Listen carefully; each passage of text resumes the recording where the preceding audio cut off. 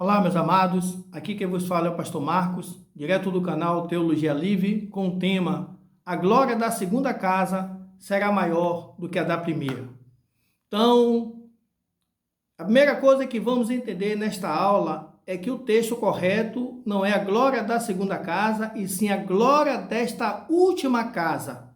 Ageu capítulo 2, versículo 9. Então, a glória desta última casa será maior do que a da primeira. E é um texto muito conhecido, de fato.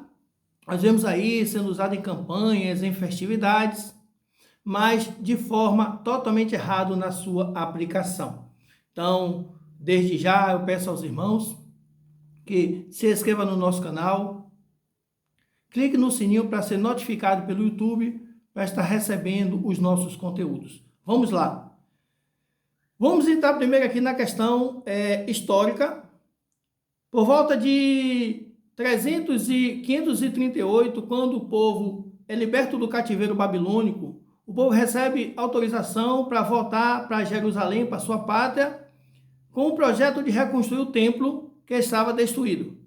E o povo vai muito animado, mas por questões internas, o povo começa a olhar para si e deixar as coisas de Deus de lado. Ou seja, começa a olhar para seus bens materiais. E aí Deus ele vai usar o profeta Ageu, que traz uma mensagem poderosa e que incentiva o povo à tomada da reconstrução. Só que aí vai surgir também uma frustração. Porque o povo vai começar a olhar para trás, e olhar para trás não é uma coisa boa.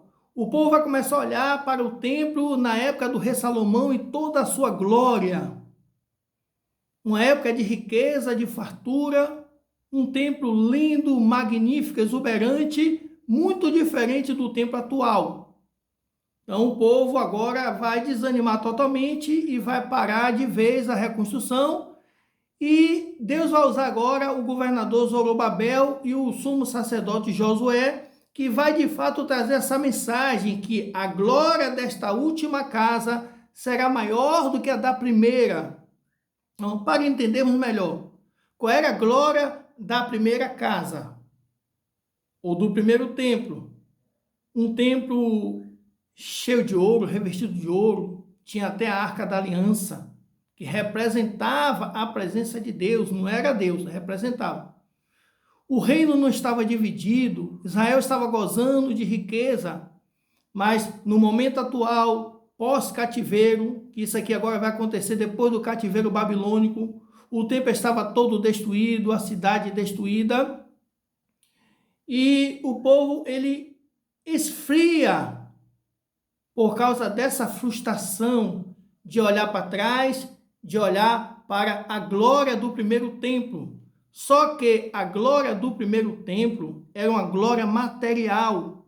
E quando a palavra diz que a glória desta última casa será maior do que a da primeira, o texto aqui está falando da própria glória de Deus, a promessa que estava para se cumprir, onde o Filho de Deus, o Messias, o Salvador de Israel, de toda a terra, ele veio e na terra, exatamente na cruz do Calvário, ele manifesta a sua glória. Então essa glória que começa a ser comparada à primeira glória, era o ouro, as riquezas, enquanto que a segunda glória era a própria glória de Deus. E foi essa mensagem que funcionou. Foi essa mensagem que incentivou o povo à tomada da reconstrução, sabendo que a glória de Deus ia ser manifestada no meio deles. Agora, quando esse texto ele é aplicado nos dias atuais, em suas campanhas, em festividades, por exemplo, sempre quando acontece a ampliação do templo, o templo vai bater laje, a chamada igreja, né? Vai bater laje na igreja, vai botar um piso, vai ampliar, aí faz uma festividade e usa esse texto, Ageu, capítulo 2, versículo 9, a glória da segunda casa será maior do que a da primeira. Ainda usa de forma errada, porque em uma Bíblia está escrito a glória da segunda casa, como se houvesse segunda, terceira e quarta, não. É a glória da última casa. Jesus ele falou aos seus discípulos: derruba esse templo e eu reconstruirei em 3 dias. Ou seja, a glória da segunda casa, da última casa, é ele mesmo. É a glória de Deus manifestada na terra, no meio do povo. Então, quando esse texto ele é usado nos dias atuais, só existem 2 alternativas para essa resposta. A primeira alternativa é que Jesus não está na igreja e depois da reconstrução ele vai passar a habitar. Isso não é verdade. E a segunda e pior alternativa é que Jesus já está presente e vai surgir uma glória maior.